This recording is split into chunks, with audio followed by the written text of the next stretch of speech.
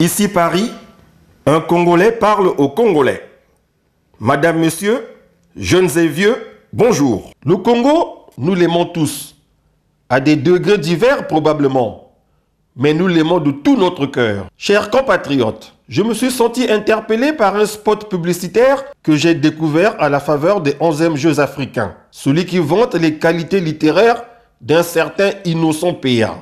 Personnellement, je me moque éperdument du livre tapageur de ce personnage. Il est libre d'écrire ce qu'il veut, tant qu'il peut satisfaire ce qui semble être son objectif principal, l'appât du gain facile, ou peut-être se laisse-t-il influencer par sa fibre tribale.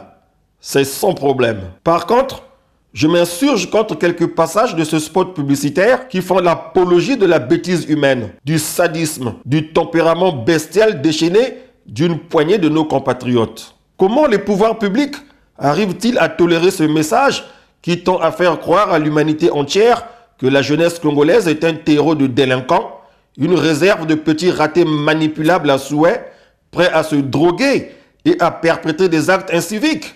J'hallucine. Advienne que pourra. Moi, je vais accéder au pouvoir, même par force.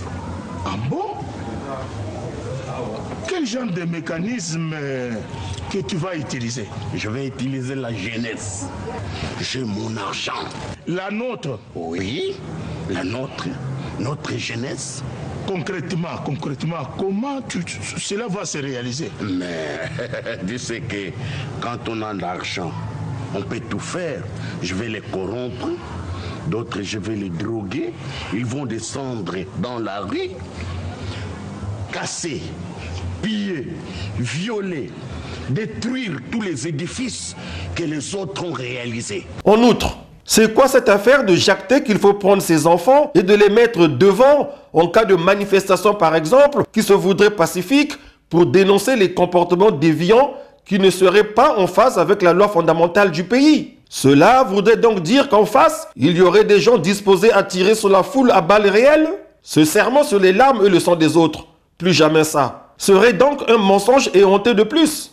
C'était juste pour amuser la galerie. Qui veut en faire peur? Donc, en autorisant la large diffusion de ce spot, les autorités sont conscientes qu'il y a des gens dans le pays qui, pour protéger leurs privilèges, leurs 4x4, sont capables de s'en prendre à l'intégrité physique de leurs concitoyens qui ne seraient pas d'accord avec eux de façon démocratique. On va où là? Ta famille est ici au pays. Ma famille ou bien mes enfants sont à l'étranger. Donc toi, tu vas prendre les enfants d'autrui, les mettre dans la rue. Ok. Yandemos. Moi, ma démocratie voudrait que toi, que tu fasses venir tes enfants ici. Tu les mets devant la foule. Tout le monde les voit. En ce moment-là, tu vas demander aux enfants des autres de sortir. Si c'est pour demander aux enfants des autres de sortir et que toi tu épargnes les tiens. Quelle est la véritable philosophie d'un tel spot publicitaire qui, à bien voir, aurait plus tendance à éclabousser les guérilleros de la guerre du 5 juin 1997? Ceux-là qui demandaient aux parents de mettre leurs enfants à la disposition des chefs militaires pour éviter de disparaître, paraît-il. On veut tromper qui? Nous sommes au 21e siècle, à l'ère de Ntik. Il faut arrêter avec ces manipulations mbébaïstes. Nous ne sommes plus à l'époque où l'on pouvait traîner dans la boue un chef d'État, premier général de l'armée populaire nationale, dans des gazettes stupides, à la limite diffamatoires, à la radiodiffusion nationale, en faisant croire aux auditeurs que ce dernier avait chez lui un tuyau branché depuis la brasserie congolaise qui servait de la bière bien fraîche, ou qu'il avait un okapi chez lui, ou encore à nonner que c'était un enveloppé.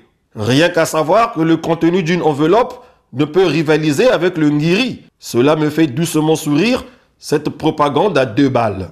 En plus, les comédiens de ce fameux spot ne sont même pas de chez nous. Quand c'est pour leur faire dire du n'importe quoi, nos frères d'en face deviennent potables. On ne parle plus de Mbata Yabakolo? Esquiveur. Peuple, n'ayons pas peur. Il n'y aura rien. Ce sont des intimidations, sans plus. En vérité, La peur a changé de camp. Au fait, le roi Pelé, c'était le siècle dernier. Aujourd'hui, c'est Messi, Ronaldo. Même au niveau du foot, il y a eu alternance générationnelle, comme qui dirait Tosami Beko.